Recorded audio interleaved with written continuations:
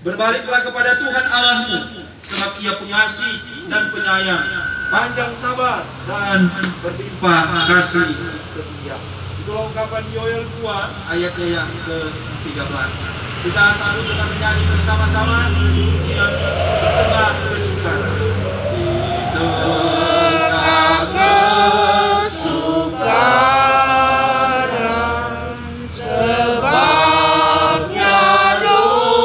dosaku, terbitlah pengharapan, tolongan Tuhanku. Kendati jalanku disusah berat, Yesus pedoman hidupku, beri aku menang. Selalu aku sembahyang, ya Tuhan pimpinlah. Kita akan membaca dan merenungkan firman, tapi sebelumnya mari kita berdoa. Biarlah kuasa-Mu yang kudus melalui Roh-Mu akan memberkati, akan memberikan kami pengetahuan yang berasal daripada Tuhan, sehingga kami bukan hanya sekedar mengerti, tetapi kami mencintai setiap kebenaran firman yang boleh kami terima dalam perjumpaan di siang ini. Sehingga dengan sukacita kami akan terus memelihara kebenaran firman, akan melakukannya dalam hidup ini, supaya firman itu bukan hanya sekedar memberkati kami, tetapi kami pun mampu menjadi alat berkat Tuhan saat kami memberlakukan firman itu dalam hidup ini. Hamba mau Kau berkati untuk menyampaikan apa yang Engkau inginkan. Berbicaralah Tuhan, kami bersedia mendengar dan mau memberlakukan semua firman yang Tuhan nyatakan dalam persekutuan siang ini. Amin. Saudara-saudara yang diberkati Tuhan, kami keluarga besar Tuyu Rampengan, Oma yang terkasih bersama anak-anak, cucu. Saya memilih Kejadian pasal 25 ayat yang ke-7 sampai ayat yang ke-11 sebagai bacaan kita dalam ibadah Kumaus di siang hari ini. Kejadian pasal yang ke-25 ayat yang ke-7 sampai ayat yang ke-11. Lembaga Alkitab Indonesia memberi judul Abraham meninggal dan dikuburkan. Abraham mencapai umur 175 tahun. Lalu ia meninggal. Ia mati pada waktu telah putih rambutnya, tua dan suntuk umur. Maka ia dikumpulkan kepada kaum leluhur dan anak-anaknya Ishak dan Ismail, menguburkan dia dalam gua Makpelah di padang Efron bin Sohar orang Het itu, padang yang letaknya di sebelah timur Mamre, yang telah dibeli Abraham dari Bani Het. Di sanalah terkubur Abraham dan Sarah istrinya. Setelah Abraham mati, Allah memberkati Ishak anaknya itu, dan Ishak diam dekat sumur Lahai-Roi. Demikianlah firman Tuhan bagi kita semua, terlebih khusus tentu bagi keluarga besar Tuyu Rampengan yang hari ini dalam iman Tuhan menyatakan kasih-Nya terus ada dalam perjalanan kehidupan keluarga, sehingga tetap kuat, tetap sabar, tetap berpengharapan, dan di dalamnya ada syukur. Saya selalu mengatakan syukur di sini bukan syukur karena orang mati, karena keluarga kita yang mati, syukur karena Tuhan memelihara kita, yang beri kekuatan, kesehatan, kemudian Dia memberikan penghiburan yang sejati dalam melalui hidup. Karena tidak mudah kehilangan orang yang kita kasih. Tidak mudah. Walaupun orang seringkali mengatakan yang sabar yang kuat karena dari Torah yang bilang ke orang, Maria mengalami ini kan yang merasakan dia secara langsung. Bagaimana kehilangan orang yang dia kasih. Dan ini tidak mudah secara manusia, tetapi di dalam iman dia menjadi kuat karena Tuhan yang ada menyertai dan memberkati dia. Sebagaimana ini juga yang saya percaya dirasakan oleh yang terkasih orang tua kita, Ibu Tuyul Kerampingan. Saya Februari di sini pelayanan hari ulang tahun Om Ferry, ya, sukacita 79 kan. Dan saya katakan tahun depan kita berjumpa di usia 80 tahun. Pak Ferry tersenyum, ya, dapat di mata. Kan sekarang senyum kok dapat di mana? Tidak boleh di bulu. No? Kalau senyum tidak boleh di bulu sekarang. Senyum dapat lihat di mata. Marah pun dapat lihat di mata karena semua pakai masker. Toh. Jadi cuma jadi boleh itu senyum di mata. Mata kalau dia kecil berarti tidak tahu. Mar kalau besar marah itu. Ya? Jadi dia lihat juga kalau di mata bawa begini. Kalau kita kok mata besar bagaimana? Mata kecil di sini. Ya? Biar mau besar sampai bagaimana? Mau seberapa besar mata halus orang ini. Orang Pak turunan Cina sebenarnya. Mar kalah di kuli. Oh ini bantang ya, kalau mata bagus, mata memang cocok mata. Yang orang bilang Cina pantai, ya Cipan. Orang-orang ini Cina pantai, ya, mata dulu ya. Apalagi kalau dia pakai HP Cina jadi klop. Jadi saya nak memasakan bahwa bulan yang lalu kita melihat Tuhan menyertai. Bukan berarti ketika mati Tuhan sudah sertai Pak Ferry. Kau Ferry, enggak ya. Kematian itu adalah hak mutlak Tuhan. Ketika dia mengambil kehidupan seseorang itu hak Tuhan. Karena dia yang menciptakan, dia menganugerahkan nafas hidup dan ada waktu yang Tuhan tahu waktu terbaik di mana dia harus pulang kembali kepada Tuhan. Hari ini juga tadi kita Ibu Pendeta bilang, ada duka. Siapa nih? Ya? Ada tuh oma di atas dah, terus selalu coba sapa sama dia Om Ferry. Om Ferry itu saya selalu bahasakan dalam Bapak Ferry saya selalu bahasakan dalam pertemuan di kolom-kolom, toh termasuk kolom tua. Ada orang-orang yang menjadi semangat inspirasi dalam kehidupan orang percaya, termasuk di Jemaat Kuning Kakas-Kasan. Salah satunya adalah Bapak Ferry. Orang ini pejuang-pejuang iman. Ya. Yang lain masih masih dahir-dahir orang sudah ditambah ibadah. Orang tua kan, orang jam ibadah itu jam 7, setengah 7, tak salah jam 6 dan sudah ada tempat ibadah. Orang masih ada masuk saku dan muncul. Ya kadang-kadang jadi bilang selaki ada orang. Padahal tuh masih bersih. Tuh kukis masih baru mau diambil, so ada tuh tamu, so ada tuh pol. Ini pejuang-pejuang iman. Ini juga kematian Ibu Tangkawaro, ya yang di atas aja kita. Tadi Ibu Pendeta bilang, saya Ibu Tangkawaro sudah. Kok langsung Ibu Pendeta bilang, ya itulah rahasia kehidupan dan kematian yang adalah mutlak kepunyaan Tuhan. Padahal Ibu Tangkawaro juga adalah bagian dari inspirasi iman secara pribadi bagi saya. Mereka berdua suami istri, setua umur, tapi luar biasa, selalu datang dalam persekutuan ibadah. Kalau mau bilang lokasi di atas itu lumayan kalau kolom 18, karena ada melalui hutan-hutan. Ini dua suami istri setua, doanya tembus tuh. Saya bilang ya malu tuh yang masih muda mau tembus-tembus nih antara utang-utang di antara kobong-kobong, di antara bunga-bunga, di antara duri-duri, banyak muncul bikin malu. Orang tua saja tembus. Kok kadang-kadang setelah itu hujan keras mulai pakai alasan. Oh karena cuaca tidak bersahabat. Memang sejak kapan kau bersahabat dengan hujan? Hujan tidak batang dengan. Dasarkan basudara karena.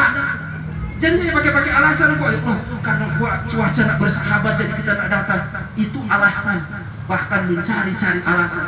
Hujan kan memang bukan hal itu orang. Hujan memang faham apa? Ada faham dia. Dia bukan faham Islam. Sama dengan kita dia tidak bersahabat dia. Kalau dia mau turun, Tuhan suruh turun. Yang harus kita lakukan adalah saat hujan, kalau kita memang mau ibadah, datang. Sekarang kurang mau pegang HP, mau suka naik apa? InDrive, Grab, apa itu kalau Gojek, kurang mau tindis aplikasi, kurang mau tawar harga, semua baru tinggi. Tapi susah amat. Sedangkan orang-orang tua ini yang saya rasakan. Bahwa orang-orang tua kita di jemaat menjadi sumber inspirasi iman yang luar biasa. Mereka dengan perjuangan mereka melewati berbagai macam tahapan proses dalam kehidupan dan mereka hendak menyatakan kepada kita sebagai orang percaya, inilah iman yang sejati. Kalau orang berbicara perenungan gereja kita di minggu berjalan, ini bukan iman yang palsu. Cuma dapat lihat secara luar saja, tapi di dalamnya penuh dengan hal-hal yang tidak pantas, tidak layak. Bukan seperti itu. Orang tua kita mewariskan iman yang dahsyat dan luar biasa dalam orang kehidupan. Sama dengan bacaan Kejadian 25 iman. Kematian Abraham adalah kematian yang membawa dampak keberkatan. bagi Ishak dan Ismail. Ya, memang sengaja tapi di Kejadian 25 karena kita Ishak. Ini Abraham kan tapi papa langsung. Kalau yang ini kok kalian kan cuma batempel, kok kita asli Ishak ya. Ya, yang lain itu cuma. Jadi kalau kita memang langsung kita anak perjanjian. Jadi yang sembarang. Sekarang kita kalau masuk Israel dia ketika visa, dia begini. Dia tanya langsung. Benar ini Ishak? Apa dah? Kira daun lemon. Ishak mau tanya. Dong jangan gini lah kalau. Saya itu kalau dia ke Israel dia bawa rombongan dia bilang. Pokoknya kalau pendeta Ishak dia bawa rombongan masuk retret. No Ishak yang dah bawa ini nih. Ya? Kira yang dah bawa ini apa? Apa katanya? Padita atau apa? Nah ini Ishak langsung ini. Anak perjanjian yang dah bawa. Jadi ketika masuk, oke pendeta. Udah tanya berapa rombongan? Apa pun? Oke sip. Ya lama-lama kita dapat tahan. Ya kan Ishak langsung yang bawa. Saya membahasakan ini bahwa Abraham yang mati, yang meninggal dan dikuburkan membawa berkat bagi anak-anak. Luar biasa, perjalanan yang panjang. Dan memang dalam catatan Alkitab memang DP orang mati 175 tahun, sudah umur, sudah putih ya. Walaupun memang kematian kalau sekarang tak perlu dia putih ke hitam, dia tua ke muda. Kalau tua kan ketika Tuhan katakan pulang, ya ada alasan bilang tunggu dulu enak lagi ya, ketika pulang. Sama ketika kematian Bapak Ferry kan, ketika tolong ada di mana itu kan ibu dia kene Bapak Penatua bilang Bapak Ferry meninggal. Oh waktu apa itu di gereja kan itu? Oh apa? Tolong diperlengkapi.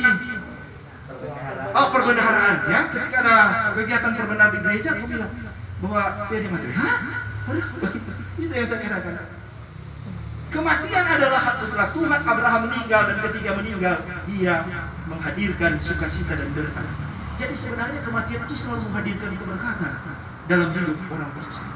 Apalagi kalau menilik teks ketika membahasakan bahwa dia mati dikuburkan dan setelah dikuburkan dia memberkati Ishak. Sekarang catatan Alkitab membahasakan yang diberkati Ishak, tapi bukan berarti kemudian Ismail yang diberkati. Berkat yang diterima Ishak dan Ismail berbeda, tapi diberkati dua-dua ya. Jadi Ishak diberkati, Ismail diberkati, tapi dengan cara yang berbeda. Kalau Tuhan katakan kepada Ishak bahwa berkat-berkat dia adalah berkat-berkat yang melimpah. Kalau Ismail harus berjuang sehingga dia diberkati. Jadi kalau dia dapat kerja, dia diberkati. Makanya Ismail harus bekerja lebih keras daripada Ishak. Itu berkat Tuhan. Ya, kadang-kadang pun kali kan kalau dalam persaingan agama itu muncul. Kalau kita katakan udah diberkati. Dan dua-dua mendapatkan janji yang sama dari Tuhan, cuma beda. Ishak adalah langsung, ya, dia menjadi hak waris yang luar biasa dari perjanjian Allah kepada Abraham. Dia diberkati, dan ketika dia diberkati, sejak kematian Abraham, dia tinggal di dekat sumur Lahairoi. Orang Ibrani sering menggunakan kata-kata ini. Teks-teks Alkitab ini bukan sekedar untuk mengatakan sebelum begini, oh iya dia mati di sumur Lahairoi. Semua ada arti. Ya, orang-orang Israel selalu merujuk kepada pengertian-pengertian dari setiap tempat nama. Sama seperti mengatakan bahwa Ishak hidup tinggal dekat sumur Lahairoi. Lahairoi ini kan melihat atau memandang kepada sesuatu. Sama dikatakan Allah adalah El Roi, Allah yang melihat, Allah yang memperhatikan. Jadi ketika dibahasakan bahwa Ishak itu tinggal di sekitaran sumur dekat Lahairoi, berarti dia tinggal dalam naungan dan pemandangan Allah yang menjaga, memelihara Ishak. Dan kemudian ketika kita membahasakan sumur, berarti tempat adanya air. Dan orang-orang yang hidup dekat air pasti akan hidup. Apalagi di Timur Tengah, beda kan orang di sini. Di sini air lancar kan? Sama dengan kalau pendeta di pasturi di atas, air lancar, nggak pernah panas.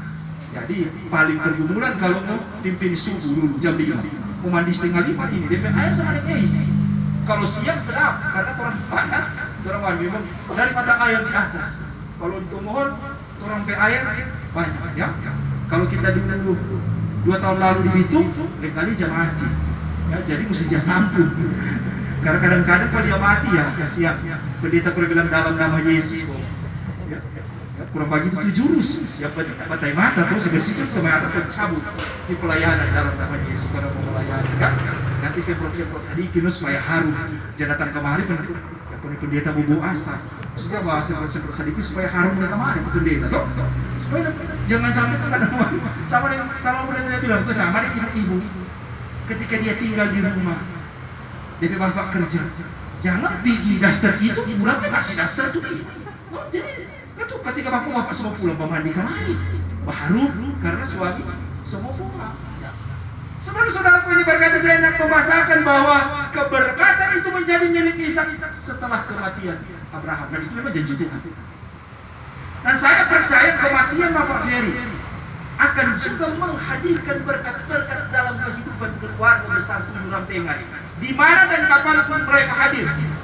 Apapun yang Tuhan nyatakan dalam setiap tanggung jawab pekerjaan usaha bahkan pelayanan, Tuhan hadir bersama. Bapak Ferry telah menjadi berkat bagi gereja ini. Terlebih gereja Gemim Kakas-Kasen Malang. Dan saya percaya apa yang dia taburkan dalam kehidupan yang dia jalani itu akan menjadi berkat yang luar biasa. Bukan hanya Fortora, tapi juga jadi berkat bagi keluarga. Bagi Mama terkasih, bagi Ibu Tuyul Rampengan, tentu akan terus mengingat hal-hal yang indah bersama dengan Bapak Ferry. Sama dengan ungkapan firman toh, kenangan kepada orang benar mendatangkan berkat. Tapi kadang-kadang juga tuh memori Bapak Kumara itu jadi kita tahu. Kadang-kadang kita lu dapat ingat Bapak Kumara kan, dia marah begini, dia veto begini, ya. Itu kadang-kadang jadi memori yang membuat orang ada sukacita juga. Ya.